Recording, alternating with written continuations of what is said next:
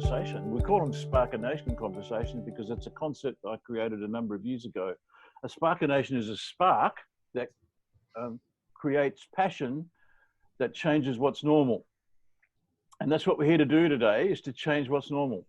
And my guest is Anne Riches, who I'm sure everyone knows, and we don't do any long introductions on this program, but I've known Anne for at least 25 years, and I'm thrilled to have her. We've had a number of conversations. We've been on the board of an organisation together. We've done all sorts of things, and I'm very excited that she's our special guest today. I must say that I do recall, Anne, a special moment for me going back, I think it's about 15 years ago, when I had to speak at a function in London, and it was over 100 degrees, and the air conditioning in the room had broken down and everyone was stressed. I was the final speaker on the day, and I was starting to get stressed at the same moment because and the audience was floundering, and I knew that, you know, I had to do something out of the box. And so I was kind of feeling the pinch. And as I was introduced, I turned around, and there was Anne standing at the back of the room, who had a bad back at the time, if I recall, Anne, and she only came, she happened to be in London at the same time, and she heard about the function and came to support me. I've never forgotten that, Anne. Oh, thank you, Ian. I had no idea that you remembered. Thank you so much. And we had a wow of a time. You were great. as it turned out. So, welcome, Anne. We're looking at the subject called navigating the minefield, and as you would know in the blurb, this is a conversation. You know, I don't do webinars. We don't have any slides today. It's a conversation between like-hearted and like-minded humans, and so welcome to those that are here. And let's begin with the obvious question, I guess.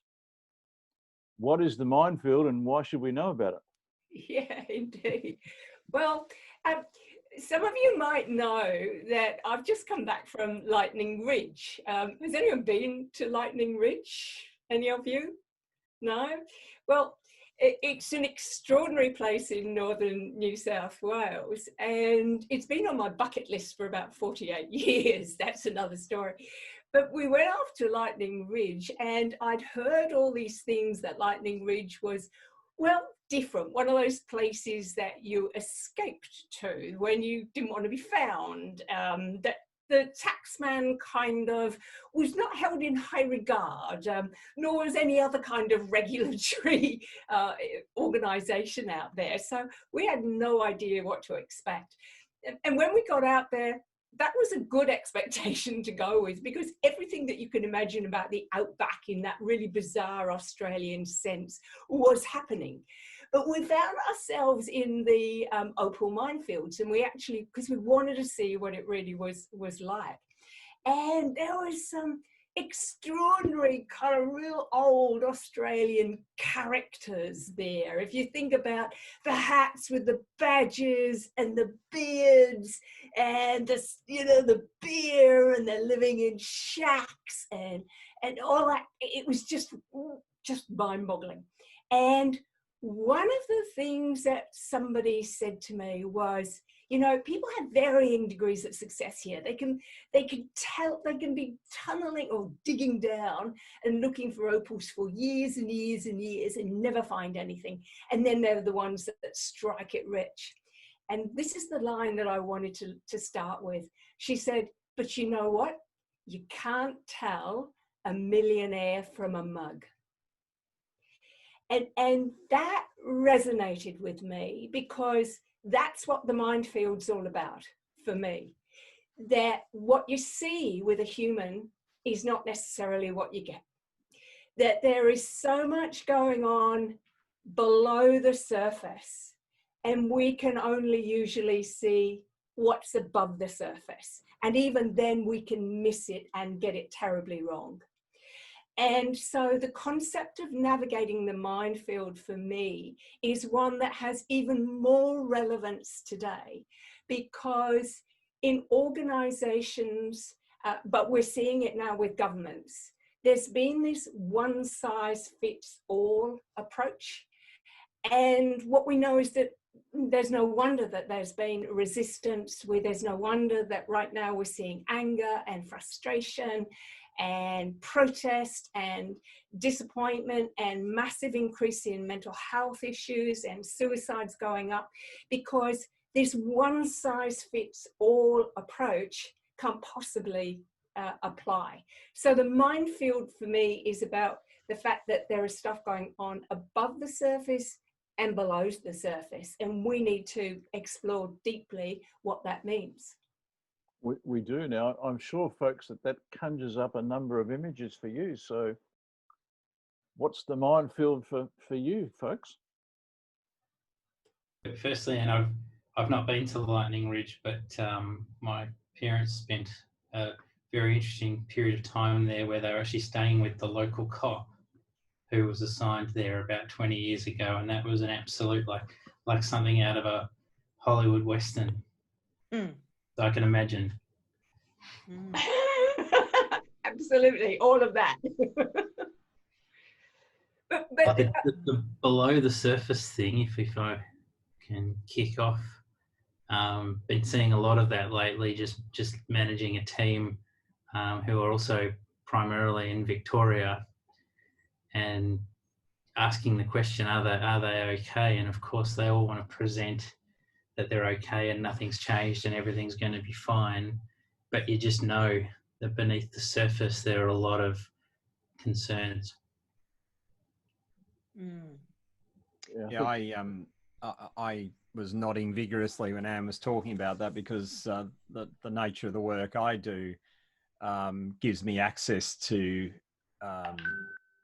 people's inner realities that most people don't know about these people. And these are outwardly very successful, accomplished people, but underneath the surface, it's not always so pretty. And I think it's really useful to people to know that. I mean, number one, not to take others at face value, but number two, to have compassion for people, because you just never know what's going on with other people.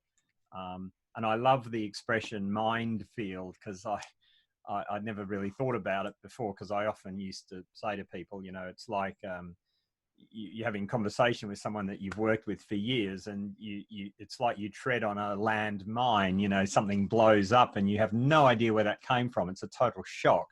And the reality is that it was always sitting there under the surface. So I think it's a brilliant term, mind field. Well, thank you, Peter. And the amazing thing is that the lovely Robin Henderson and I, way back in 2012, I think, Robin, my first book on this whole thing was, where did that come from? The very phrase that you just used. And beautiful. Robin and I, Robin interviewed me, and we did a CD. Can you imagine? We did a CD on that whole... Not a cassette. Things have just happened so fast. But that's exactly right. You know, it struck me over a decade ago that question was, where did that come from? Because suddenly we see people behaving emotionally that doesn't make any sense to us. That what they're showing us and what we seem to see, why would that happen? So the moment, for example, my heart is going out to people who are living, well, let alone the people in Beirut, but people in Australia with Lebanese families. Yes. Because on top of everything else that's going on right now, there's been this massive explosion in Beirut. Trump, of course, thinks it's deliberate and it's, you know, who knows. But there's no real knowledge of it yet. But can you imagine, with everything that's going on in the COVID world, that if you are Lebanese, you have family in Lebanon, can you imagine that? So people suddenly have got another layer of stuff going on below the surface that you might not have anything about, to know anything about. But what I'm really actually thinking about is that people in Australia who may have come out of Lebanon during the time of the war, can you imagine what that has just all brought back to them? And that's what apparently the little bit I've been hearing this morning, that's what people in Beirut are automatically thinking. They thought the war had started again. I mean, And we don't know that when we talk to someone. They're professional, they're coming to work, they're trying to behave normally. But it just struck me today what an extraordinary example that is of something that could be going on below the surface. So emotionally, people are reacting when we just have no idea why. Mentally, they're getting stressed for reasons that we don't understand, and it's getting out of control. So, if we don't start to explore that, then how we behave and the decisions we make, quite without us recognizing it, are impacting their quality of life, their lifestyle, their goals, their ambitions, their future dreams, and of course their mental health. So, that's why it's important to me. In your work, Peter, you would be going into some of the darkest depths of people's lives that they would never, as a CEO of a company, ever talk to anybody else about. So that's why it's important, I think. It's one of the fascinating things I've seen over the last few years, particularly as I've shifted to the heart leadership area, and I've got a book coming out, as I think most of you know, in a couple of months on heart leadership. But one of the things I came across very early, which I'd be interested in your thoughts. And the name of the guy who made this statement is not in my mind at the moment. But what he said was, "Be kind, because everyone you meet is fighting a great battle." Yeah. And it's really sort of struck me as I've shifted from speaking to big audiences to having conversations with small groups of people, which is what I've transitioned to over the last 4 or 5 years. And the more, and Paul, you probably reflect on this because you've been one of those regular people who's been in the room, the more we get to know one another, the more we have deep and meaningful conversations, for want of a better term, the more comes out, doesn't it, Paul? And I was just going to say, and as a CEO, coming on from Anne's point, I think we all need, and I think certainly the thing I've learned this year is that we all need 1 or 2 people that we let behind the curtain, who do get to know what's happening below the surface, and that's got to be a very trusted person, and acknowledging that for me, that's one of my 2 people is Ian. So Ian knows a bit more about me than many other people. And that's a really, really important point, because and I guess this is what you do too, Peter, is one of the most important things is that if we can't hold up the mirror ourselves and have great self-awareness and understand what's happening inside our own minds and how that might be impacting on us, we need someone else to hold up that mirror gently and help us explore that. Because even the greatest self-awareness in the world will still miss things that we just can't see. So, for example, for me, because I also work, what I've done over the last decade with the Mindfield concept is take it and applied it now into the mental health field as well, and linked it together, because I think they're inextricably linked. I didn't know enough when I started to know that. But one of the things that's been astonishing to me is how few people, more now, but still relatively few, don't understand what's going on inside this magnificent thing that we have that guides us all the time, our brains. They don't understand why they're in reactive mode most of the time, because usually autopilot is helpful. I mean, we all know the basic facts that the brain is 2% of our body weight, but takes 20% of our oxygen and 25% of our energy, which of course explains a lot of why this concept of corona kilos has come around. Corona kilos. I'm aware of those. Yeah, people putting on weight because they're having to consume so much food, because the emotional energy that they're displacing without even doing any physical energy is huge. And that people are craving sugar and they don't understand why. And if they don't understand that very simple neurobiological fact, then the whole concept of, no, I don't really need that sugar, I need to go for a walk right now, or bury myself in a Netflix movie without the nibbles, it's extraordinary. So, I mean, for me, I am still at that place where I find that enough people want to know what's going on inside their brain that makes them react and do things, and doesn't act, it doesn't enable them to exercise control. And for me, it goes back to simply understanding. I don't know if you recall, Robin, but my tagline has always been almonds, ants, and stars. Almonds being what the Greek word for the amygdala is in the limbic system, ants being the automatic negative thoughts that the limbic system just generates as a survival mode for us, and star being my 4-step model for how you actually deal with that. And if you understand that the brain, and particularly the amygdala, the fear factory, the always on alert thing, doesn't understand the difference between psychological pain and physical pain, or threat is the better way to do it, then you're not going to get into that understanding of why certain things set you off and put you into a stress place, worry place, anxiety place, all those kinds of things, and won't be able to catch yourself. And I've got to say that a lot of my audiences and everyone I've spoken to during my career, they've been amazed by this concept of ants, automatic negative thoughts. I think I think it was originally my thought to call them that. I'm not sure.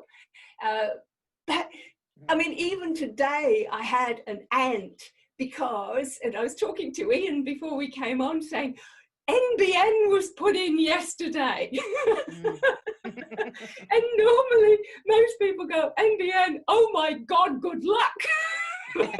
Which is so we'll let's just sort of park that for a moment, because I'd like to bring Robin into the conversation, but I want to, before you do, Robin, just want to sort of park that piece there, because it's something about, it's not actually human nature to be negative.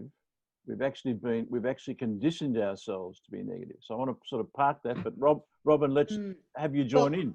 Oh yeah, thanks, Anne.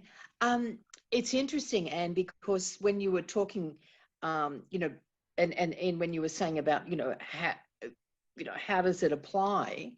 I do, as you know, Anne, I do a lot of work up in Darwin and have done for the last 6 years for not-for-profit, and there's a bubble up there. If they're born and bred Darwin and might have been to Bali or might have travelled overseas, but it's a bubble. And when you go there, so I'm always conscious of that, of Darwin think, it's very different to Australia think. And then based on what you're saying about the ants, on top of that, you've got people who read, now this is a real generalization, I know they're not good to make, people who read headlines, not articles. So they're reading a headline and they're going, oh, wow, that's a fact. Not an opinion, a fact. And big decisions are made in Darwin on opinions, not facts. And then you've got the layer of social media coming on, and Facebook and Twitter, and, oh, you should see what they said about this and this. And I go, stop looking at your devices. Where are you getting your information? So not only is there all the bodily things you're describing, there's this layer of Australian, we'll generalise it, negativity that's fed by the social media mediums and some of the general media on TV. Yeah. So so distancing yourself from that is I won't say it's a battle, but it's a constant for me, constant awareness. Even as I read the papers and I think, well, they're all opinion pieces. There's not a lot of fact there. But I think we get caught up in the, oh my God, I'm not going to be able to go to the tweet heads ever again, rather than, okay, well, give her an hour, she'll change it that if you're a border resident, you can cross the border, you know, which she did do within an hour. But, you know. One of the things I mentioned to a client on the phone earlier today was, we're talking about, you know, it's not really social distancing, it's physical distancing. Absolutely. Yes. And I talked to him, I said, look, I think there's another distancing we need to do, and that's distancing ourselves from disinformation. Because we're in a sea of it. Absolutely. I don't know if anyone caught the ABC last night, which, funnily enough, being in Singapore, I did. And they ran a story on exactly that, but on social media, and the amount of false news that's being spread, particularly by celebrities in relation to COVID, who'll grab onto a story. And one of the, I think they were highlighting the story about COVID coming from 5G installations, and how certain celebrities like Kanye and people like that had jumped on it and spread it to their millions of followers, and before you know it, you've got a story going. But I would challenge that as well, because I think, you know, what we, and I'll probably touch on this in my session, but what we consider to be disinformation isn't necessarily disinformation. I think the reality is we're all incredibly vulnerable, because we don't know what's real. And I used to fall for the trap of just thinking mainstream media was reality. And then you see the alternative conversations going on, and it's easy to brand a lot of that as disinformation or misinformation.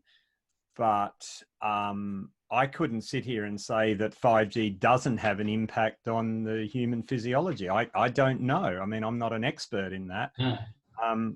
I guess so. The point of the story was that neither's Kanye.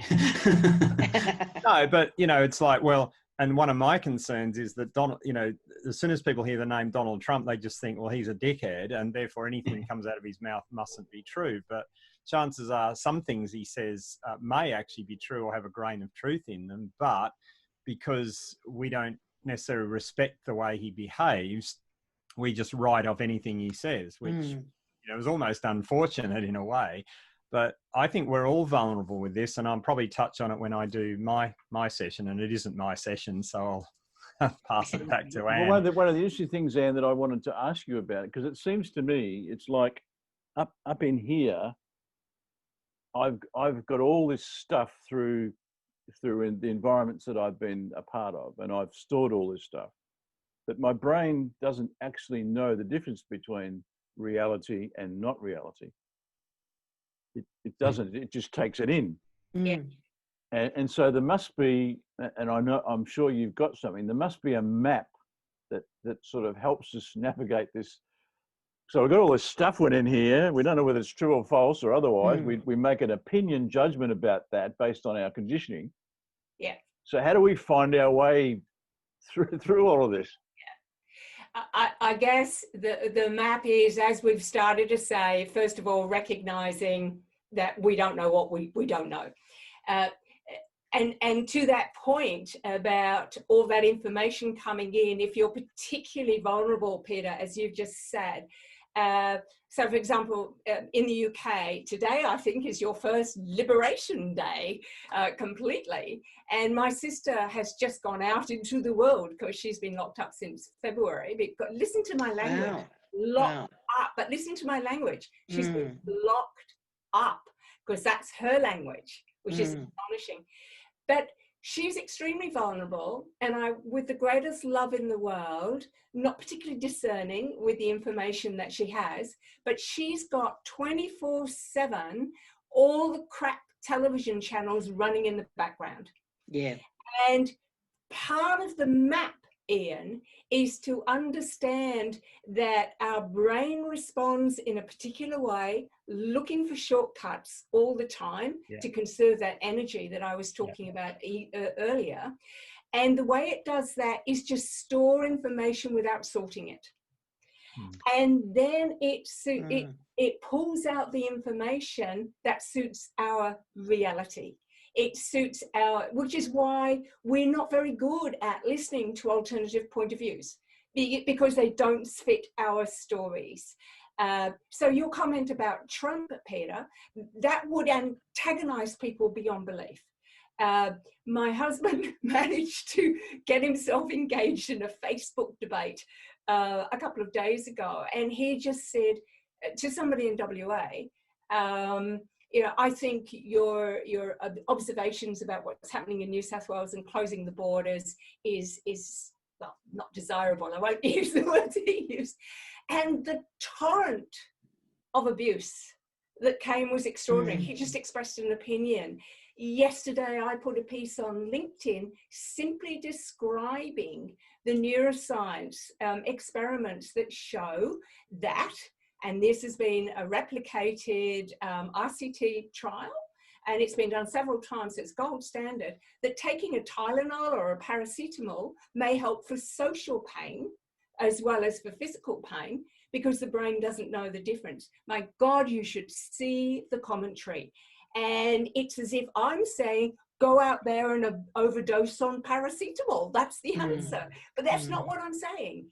It's your point, Robin, about people reading the headlines. So the map, Ian, is to understand what is happening in our own minds and understand that our amygdala, our fear factory, which gets that information because it's there to protect us from saber-toothed tigers, not particularly relevant in the 21st century, but coronavirus is doing a pretty good imitation of it.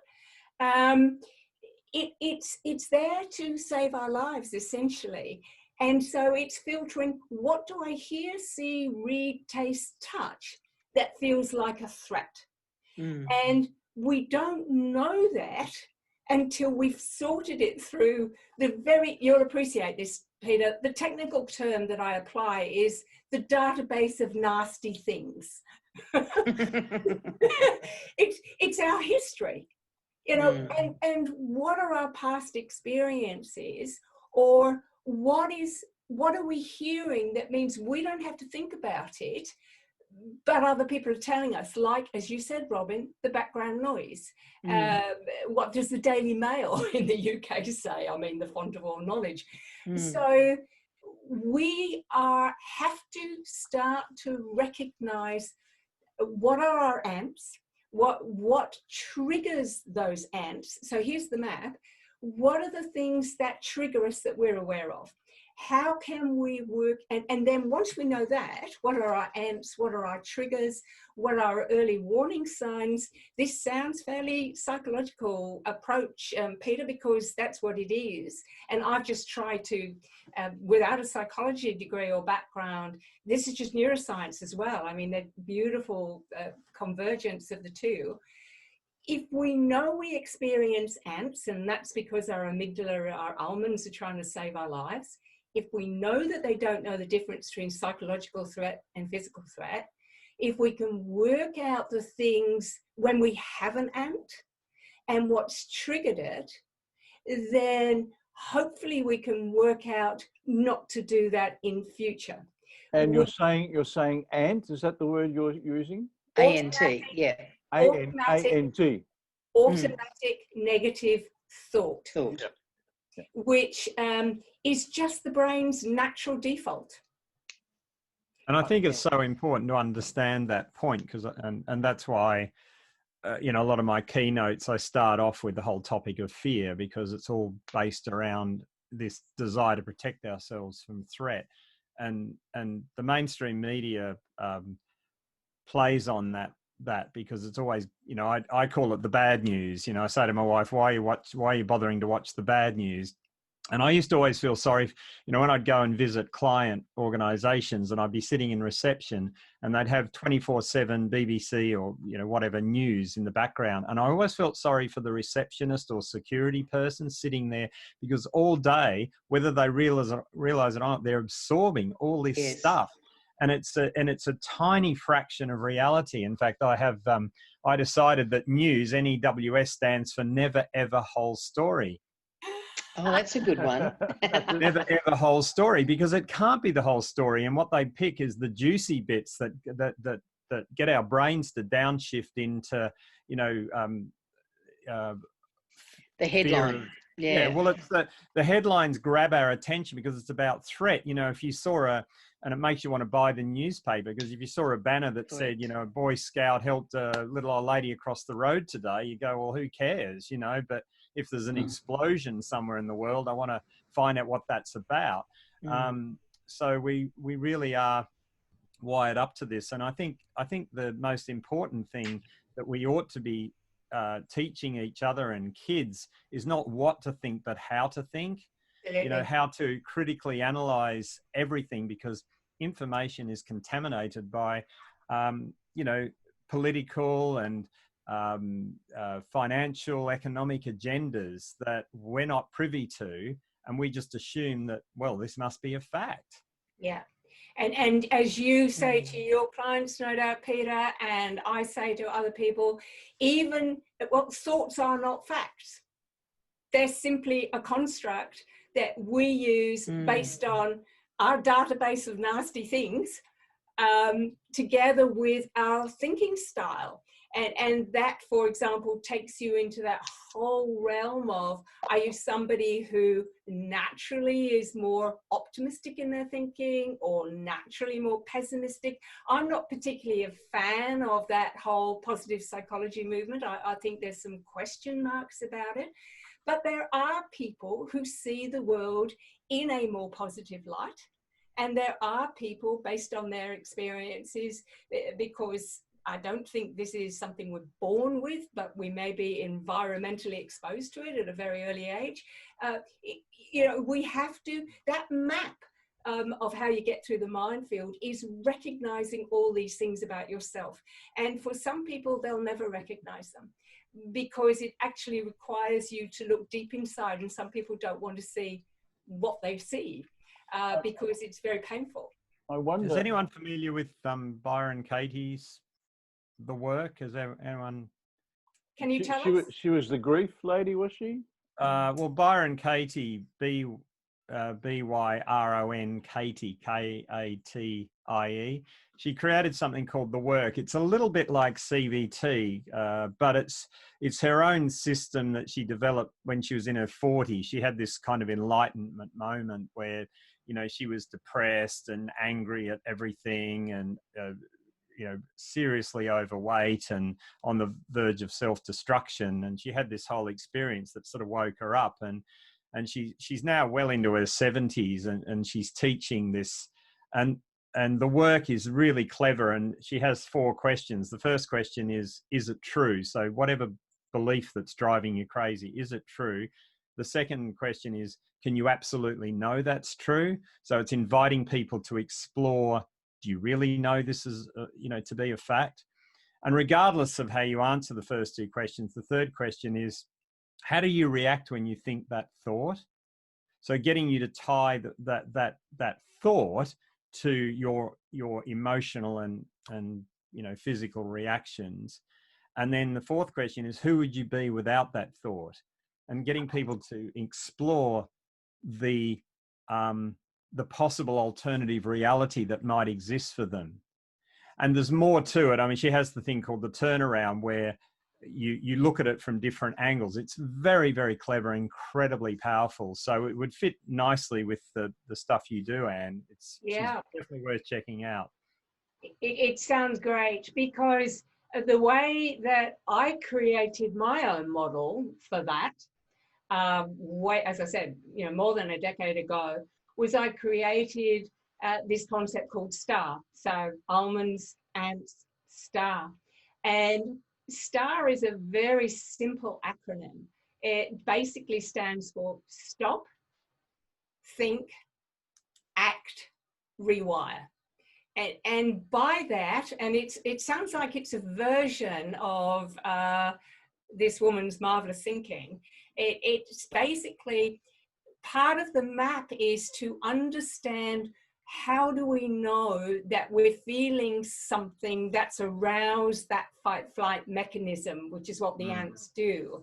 And I am amazed at how few people understand that your physiological response is faster than your cognitive or intellectual response. Yeah. Now, it's not by much, and I'll talk about Ben Libey's work in a second, but it's enough that if you start to understand how your body reacts when it's in a fear state. So, for example, does your heart start to race? Do your shoulders tense up? Do you get a funny twitch in the side of your mouth? Do you feel sick? For me, I often get a frog in my throat. So when I'm going out to speak, I have to clear that frog 30 minutes before I get on. It comes out in all sorts of ways. And you see it constantly. I don't know about you, but it took me ages to get used to people who would tap their knee, you know, constantly. And I just wanted to say, stop it. But it's their body reaction. But when you ask people, what is your stress signature? What does your body tell you that instant it's starting to feel aroused? Most people don't know. I mean, for example, Peter, what's yours? Oh gosh, as in the physiological thing. Yeah. Just feeling really tight, like just tight, and this kind of surging anger, you know, which I'll channel That's through feeling. sarcasm. What's your body telling you? What's your body doing? Well, it's like you're in danger here. You need to fight. That's a feeling. That's a thought. What's your body telling you? What's it telling me? What's it doing? Is it blushing? Is it tensing? Well, it's tensing. That's what I said before. Right. It gets tight. Yeah. What about you, Paul? In my stomach, just feels sick in my stomach. Yeah, and that's because one of the things that happens when you go into the fight-flight mechanism is that your body, I mean, I don't know where the brain came from, but wow, what it does is it closes down every other body function that you have other than what you need in order to fight or flight. And so, for example, it closes down your digestive system, because you don't need that at that moment to fight or flight, which is why you feel sick. All it's doing is pumping oxygen to your heart really fast so that you can get oxygen out to your big muscles to run, which is why your heart rate goes up.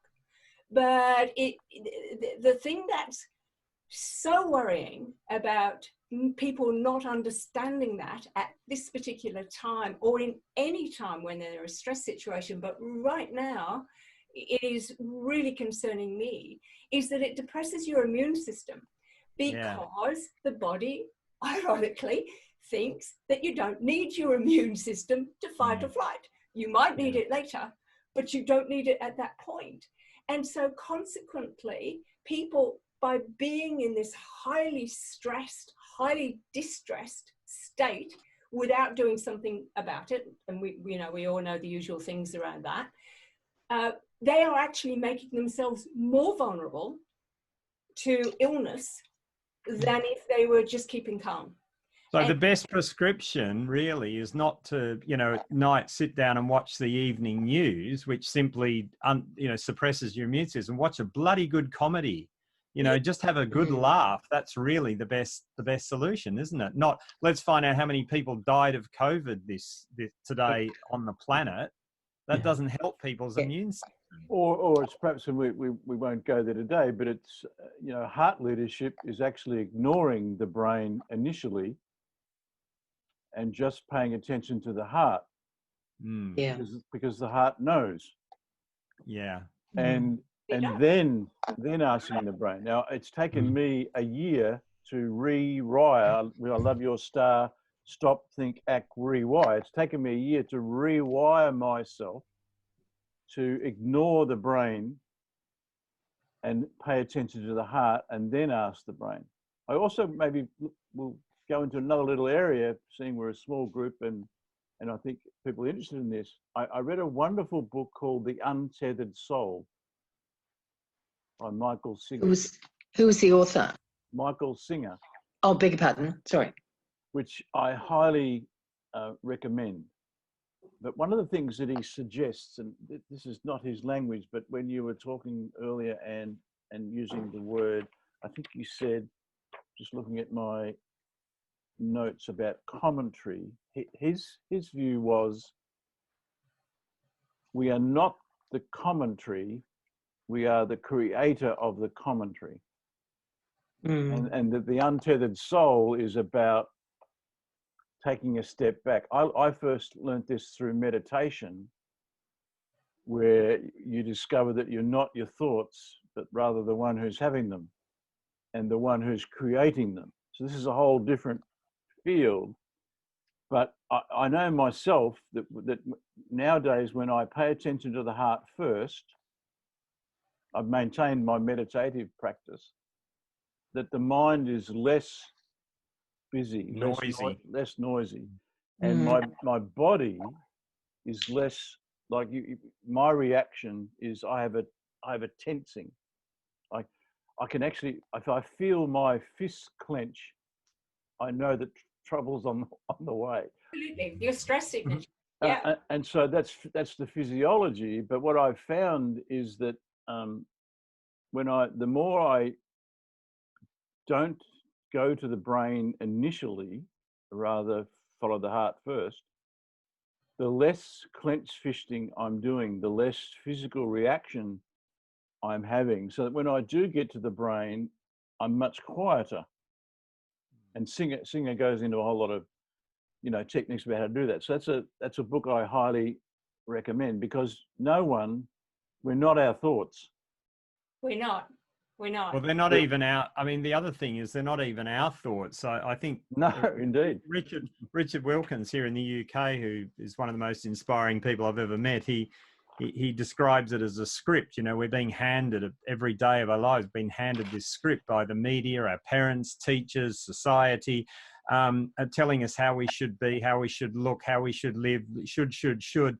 And it all goes in without any resistance, particularly when we're young children. And then we think they're our thoughts. They're not our thoughts. They were given to us. And so we need to be saying, well, is that true? Where did I get that idea from? And I'd like to know what the act-in star, what is that? Well, can I just say what I think the thinking piece is first, because it goes after that. And it goes along with all of the things that we've just been talking about as a group. It's if you recognize the stop part and you catch your stress signature, the next thing is actually to think, as you were suggesting, Ian, but for me, it means to actually name the emotion that I'm actually feeling at that point. And those of you who, you all know about neuroplasticity, and you all know about the fact that in neuroscience, some of the most compelling research has shown that the fastest way to get from our limbic system, that threat response, to the thinking, to be able to sort out what we're hearing and where did it come from and is it true and all those things, is to actually name the emotion. Because if you name the emotion, it's kind of like you're saying to your almonds, to the amygdala, you can stand down now. It's fine. Thanks very much. I've got the warning. But the curious thing for me, extraordinarily curious thing for me, is that when I set this up, and I'm kind to people, I hope, Ian, when I do this, I say to people, so can you tell me right now the name of the emotion that you're feeling at this particular moment? And so, Ian, right now, without thinking, what's the emotion that you're feeling right now? Calm. Calm. Peter? A little edgy, excited, frustrated. Mine was frustrated because my technology just died about 5 minutes ago, and I thought, that's it, I'm gone, and now I can't get my photo to work, but I'm okay, I can hear everything. But yeah, so it was frustration. And you've had plenty of time to think about it, but what was the emotion you were feeling at the time? Well, I just went, oh God, what's happened? And because I was typing it's frozen, thinking, because I've realized with Zooms, it's not always me. Sometimes it's other people, you know, or it's Zoom in general. And then I thought, oh God, it conked out. And then I thought, no, how did that happen? Like, I'm just sitting here doing. So those are the ants that are happening as well, Robin. I mean, you're getting all these automatic notices. And I text you, Anne. I said, I'm really sorry. Well, I wouldn't expect you to get it, but I text you saying, I'm really sorry, my internet died. So that would explain why I've just disappeared off the thing. Not that I wasn't enjoying it. And then it came back all of a sudden. I thought, oh, I'm back in. Okay. And so that ant, the fact that I might be upset that you disappeared has made you react in a particular way, which is to send a text straight away, when in fact it would be much better and not waste the time to actually come straight back onto the... Oh, I know, but I couldn't because I didn't have internet access. That was the whole thing. And then it just, poof, came back, you know, and I thought, oh, here we go, I'm back on, you know. Well, we can hear you clearly as well, Robin, so all good. So that whole thing, and Paul, you are now so in control of your emotions. I don't need to ask you that question because you've had so much time. But what's staggering is that, you know, this is a literate group, an emotionally literate group on this small session, because Ian puts together people who can think this thing through. But if you're talking, and so Paul, when you're talking to a group of employees or so on, you will notice, I'm sure, as I have, the lack of emotional vocabulary that people have. I mean, there are many suggestions about how many words there are for emotions, but we know that there are hundreds of different words for emotions. And what the neuroscience tells us is if you name the emotion, so right now I just thought, gosh, there's a dog, I wonder who's got that. That was our Molly going to dictate terms to somebody. So, but even then, just watch how my amygdala was immediately distracted by the sound of a dog. And I, therefore, am using my STAR technique to actually stay focused on what we're doing. So name the emotion, because neuroscience tells us if we can name it, we put the prefrontal. You name it, you can tame it. Name it, you can tame it. That's the old line. Especially because I have and not by design, but a primarily white male leadership team, emotion doesn't come into the conversation. Yeah, what's that? What's that all about? Because your emotions are acting first, you know? I mean, and just on that, Paul, pre-COVID, when I'm known for change leadership expertise, and you go in and you talk to people whose change initiatives are failing all over the place, and you say, well, have you checked on how people are feeling? There's a big silence. I took my team on a... And we just tell them what they have to do. What's the problem? We've communicated, we've given them plan, we've given them deadlines, we don't know that. Yeah. But how are they feeling? How has this change got in the way of their parking space? The team they're going to work with, where the printer's located, whether they're going to have natural light or not on their desk. I mean, people are getting really cheesed off with these questions because they haven't been asked. I had an experience years ago. I was working with the leadership team at Heathrow Airport, and they were about to drive this massive change program, which is exactly what you're talking about. And they were putting up all the plans around the room and all of this. And I'm sitting there thinking, you haven't even talked about the people that you want to implement this program, whose jobs are going to be at risk, and you're not even talking about this. And I really challenged them to stop and think about the impact, because those people are going to need more resources and more energy to do what you want them to do. And yet what you're going to be driving is a change that is going to have them all in threat mode, which is going to be, I reckon you and I should be working together, Peter. We're very aligned. We should. And I was going to ask you, Anne, this stuff, you know, like the STAR and the ants is your thing, is it? The ANT? I believe so. I love that. And I'd love to quote it. Have you got stuff you've written on this so that I can refer to? Or I'm referred to in a number of books, and I'll send you some stuff. Thank you. I took my team on a mindfulness to a mindfulness conference last year or a couple of years ago, and it turned out to be one of the biggest misfires of my career, because it was that they were just so not ready for that. And you know, I get that too, Paul, because it's like Ian's talking about meditation, and in fact Peter talked about watching a good comedy, but what we said right at the beginning is that, and my thing is, no one size fits all. And so I find mindfulness extraordinarily I can't do it. My brain, well, at the moment I'm not able to do it. My brain doesn't shut up long enough for me to be able to do it. I find it very distracting. Meditation, same thing. Now, I understand it. I understand the evidence for it. I understand that mindfulness can be as effective as a mild antidepressant, same way as exercise can. But for me, it isn't my thing. And similarly, going off and watching comedy is not my thing. It doesn't make me laugh. But I tell you what does work for me, which is also kind of really bizarre, and that is that if I need distraction, I want to watch really dark scan noir, really bleak, subtitled foreign movies, preferably from Scandinavia. And Wow. yeah, and I want someone to do a research. That wouldn't do it for me. Oh, the Annabelle, not Anne. Comedy does it for you. Absolutely. Different. Yeah. I've lost you in. Can't hear you, Ian. You're on mute. Yeah, you're mute. I muted myself because I didn't want Molly to take us away from the conversation. But is this part of the ACT part of your Yes, star? it is, because once you've thought about what you're experiencing and you name it, then you have the opportunity, as you do in your work, Ian, and clearly others do, you have the opportunity to choose your behavior. And you choose how you're going to respond in that situation. Now, this doesn't come automatically. You have to practice this. You have to work out what works for you.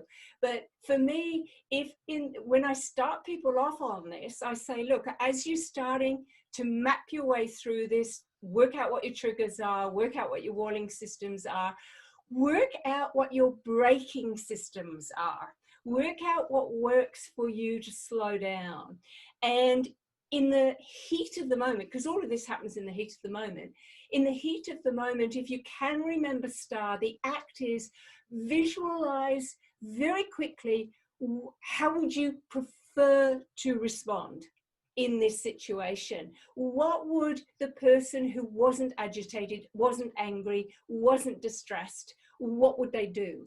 And here is the work of Benjamin Libet. He's a neuroscientist from mid-last century, who did a lot of work on that concept of free will, free won't. How do you spell the surname, Anne? Libet. Okay, yep. And he was very controversial, and especially in the psychological behavior world as a neuroscientist, because it created this whole debate about whether there was free will or free won't. But I think the science behind his hypothesis is pretty well validated now, that he said that there is about between 0.2 and 0.5 of a second's delay between when you get conscious awareness of the threat and when you do something about it. So when your thinking brain kicks in. And if that is true, and that's what my STAR is based on, if that is true, then you've got about 0.2, 0.5 of a second to modify your behavior. Now, this is only going to come over time.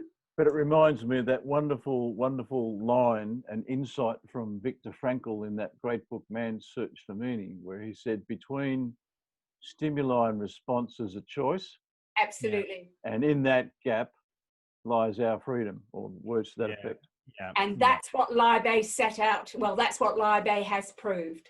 And so stop, think, act. If you've done this often enough, you'll know what to do. I mean, I've had the most extraordinary experiences. Peter, you can add, and others, I'd love to know what you do. But I mean, I've had people say to me, oh, well, this is what I do. And they've got an elastic band around their wrist and they pring it.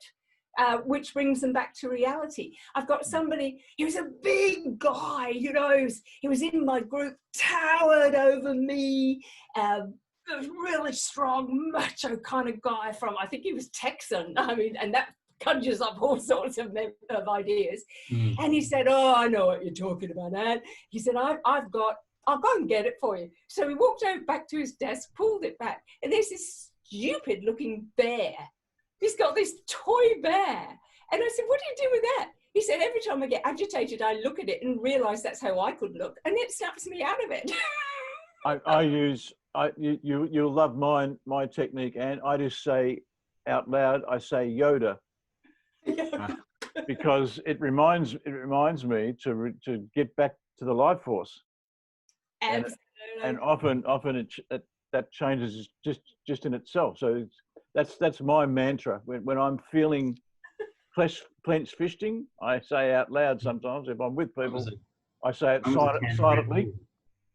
What's that, Paul? Mine was a can of Red Bull when I feel Oh, something about the petrol on the fire, isn't it? Yeah, something about the hit of energy to the brain just puts me right. Yeah.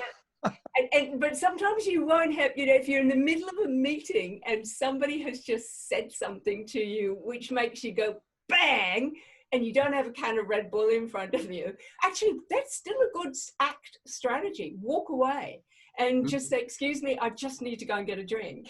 I just need to go and do this. I mean, walk away is a fantastic strategy. And I talk to people in relationships about this, that if two people are going for each other, I'm very blessed. I don't have that experience with my partner, but people I know are going for each other, sort of in an aggressive or unpleasant way. And I usually have one before, like 20 minutes before going into a scenario where I might be in that danger zone scenario. Like if I'm going in to do a client pitch or something like that, I usually just chug a Red Bull beforehand and then I'm fine. And the other thing to do is just breathe. Yeah. If you can walk out of the situation, great. If you can grab a Red Bull, great. If you've got a stupid toy bear or an elastic band or any of the hundreds of things that people have said to me, but just that whole breathe thing. And Robin, you may or may not remember, but one of the things you and I laughed about was my technique that said just to do that, put your thumb in your belly button and just push your belly against, as you breathe, push your belly out to your thumb. And that just consciously shifts your energy. And I did suggest probably not a good idea to do that in a meeting, just to actually shove your thumb in your belly button. But there are some simple strategies that you can use, STAR, and then the R is rewire. I mean, if you don't reflect, you don't learn. If you don't, like you said, Ian, it takes ages. That's why I feel for people who are trying to rewire their brain to give up chocolate, to give up alcohol, to give up cigarettes. But those things are tangible, but it's changing behavior that drives those things that are really important. To give up habits of thinking, the very things that we've been talking about, to not give them up, but rewire them. Not to accept everything on face value, to learn the critical thinking skills that you're talking about, Peter, to actually rewire, learn to say, is this true? Is there another way of looking at this? And for me, part of that and the acting part is also to just simply accept that there are multiple views, that everyone's got their right to their opinion. And sometimes, going right back to Lightning Ridge, where I started from, one of the astonishing things about Lightning Ridge is that most of the vehicles out in the opal mines, opal fields, are not registered. I mean, not registered, and more than not registered, they're not roadworthy. I mean, it's just astonishing. And there is a connection. There is a connection. Yeah, that's not a coincidence. No, it's not a coincidence. It's just so Lightning Ridge. But there was a sign which I could not believe when I saw it. It kind of sums up where I almost want to bring this around to sort of bring it to full circle. And it said, cars with brakes give way. Oh, I love that. I had this immediate, my mental image when you were talking, Anne, was the movie Deliverance. Yes, well, it's exactly like that, Ian. But cars with brakes give way. Oh, I have to tell that story in the UK. That's beautiful. Just, well, make sure you know. But it's but the thing about that is that what it was a metaphor for me was that some of us who are more skilled than others in all of this, we need to help others. Yes. We need to. Have you got a photograph of that sign? I do. I probably. Oh, that's. I mean this. I love this, Anne. This is so powerful, and it's such a beautiful metaphor. I really think that's great. If you're the one that's got the brakes, give way. So, so how do we do that, Anne? I guess is where we should go. I'm sort of conscious that we're heading towards the top of the time. So how do we do that? Because I think some people, it's like, for example, I talk about, I think self-awareness is the #1 leadership skill, and not a lot of people are self-aware. The number two people skill, in my view, is awareness of others. absolutely, no question. But if you're not aware, and you're not aware of yourself, you're not aware of others, it's a hard journey, and often people will take offence if we try and help them. So give us some clues. How do we go about? So it goes back to the very definition of the minefield. So it's what you can see. So take that into account. And if you're a CEO or anybody else, what are they going through that you know about? Are they worried about losing their job? Has their partner lost their job? Are they worried about working from home because they have to homeschool their kids at the same time? If they go to the office, there are people who are freaking out working in offices because other people aren't wearing masks. They've got to go on public transport. So what are the, is their relationship a problem? Have they unfortunately know someone, a family member or a friend who has the virus, or has, in my case, I know people whose family have died from the virus. Those are all the things that you probably know, in which case that is calling for compassion and empathy and openness and tolerance of their emotional state. Digging below the surface, to your point, Ian, how do we find out?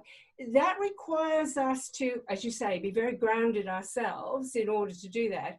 But it then requires us to say, how are they behaving?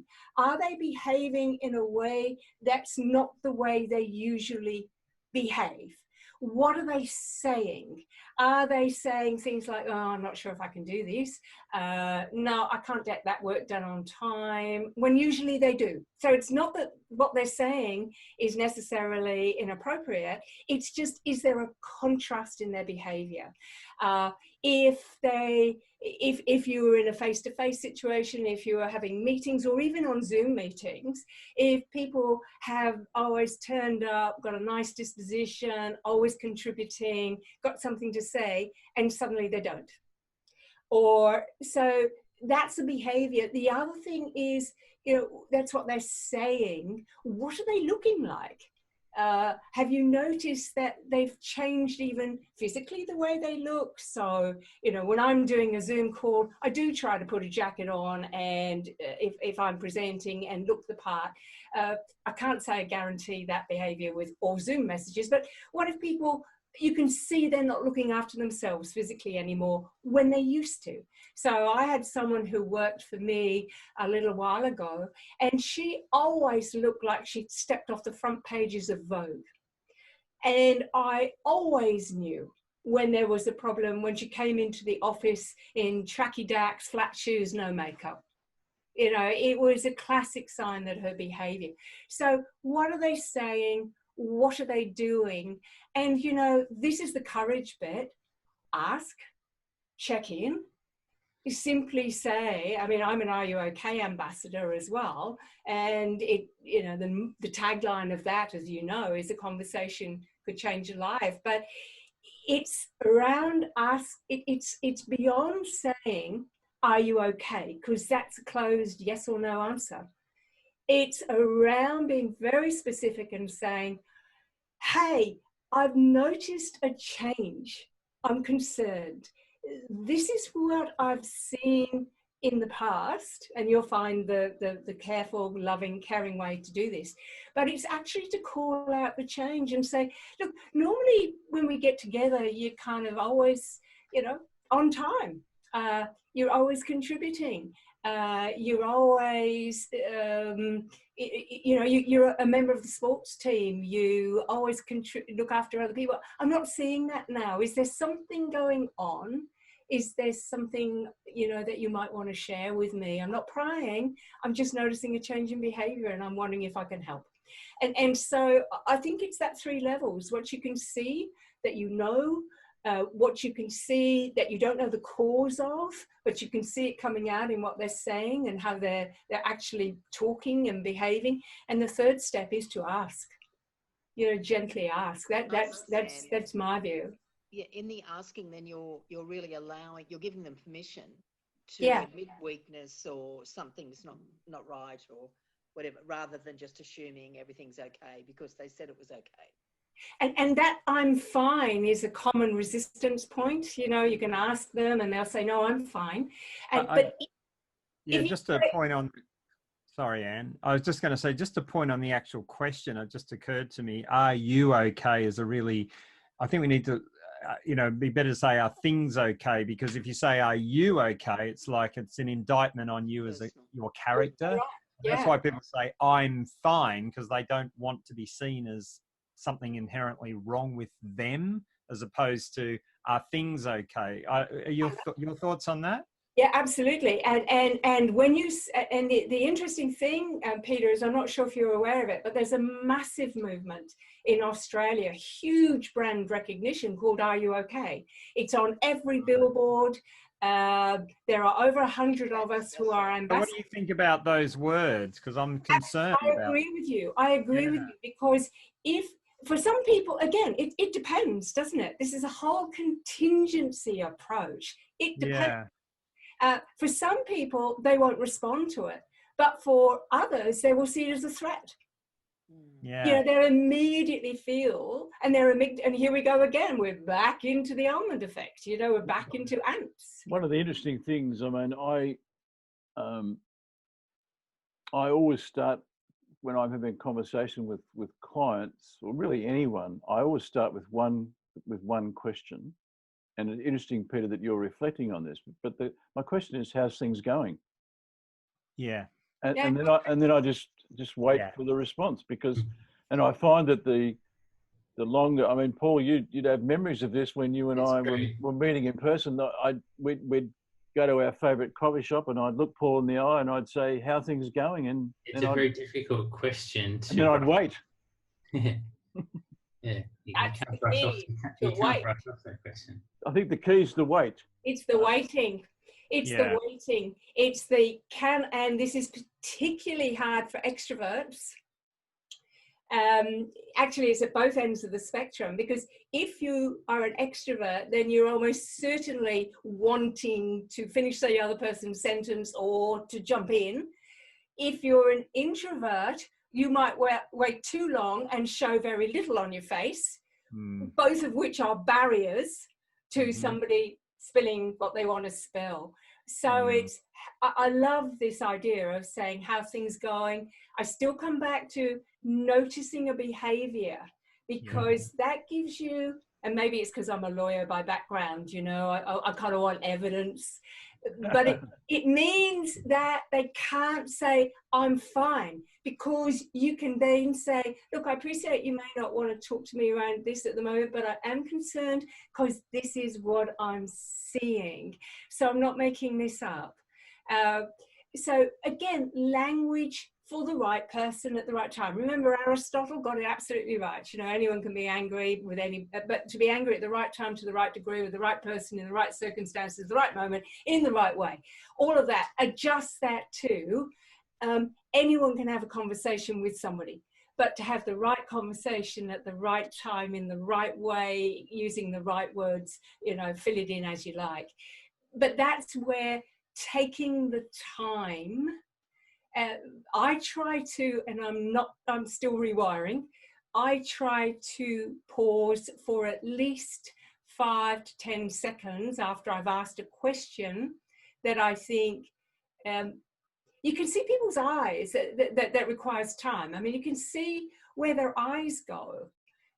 Just watch their facial expressions and their body language. You can get cues from that, given that that is far more an accurate expression of what's going on for us than the words that are coming out of our mouths. If you're an extrovert, train yourself to wait.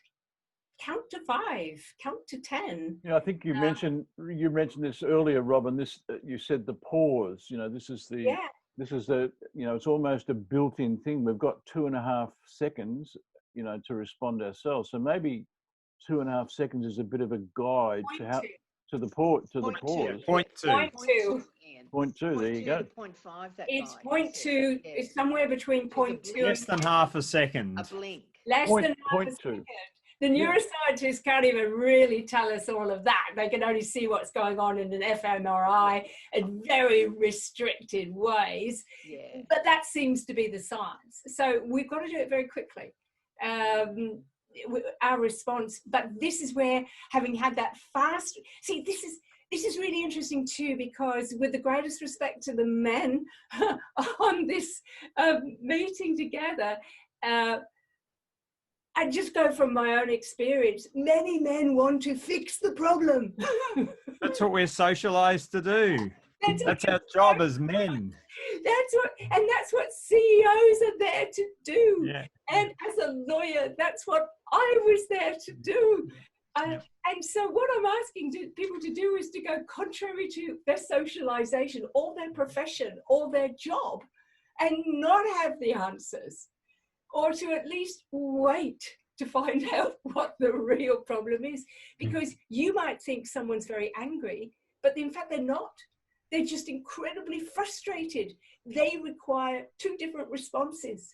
I think noticing, you know, that is a conversation that we will have down the track. I think noticing, I call it one of the 24 essentials of Sparkination conversations, is noticing. Yeah. And I think it's become more of one of the other ones is sensing. But I think noticing is becoming more and more, like I did that exactly the thing this morning. I called a client of mine. He knew I was calling, but I began with how are things going, and I think 10 minutes later we actually got to the conversation, because he you know, he just did a dump of all the things that were wrong, and then he said, but I know you don't want to, I know you want to hear the positives as well. So then he gave me a whole lot of, you know, positives. But you know, I think one of the things that noticing is really, it's a special skill.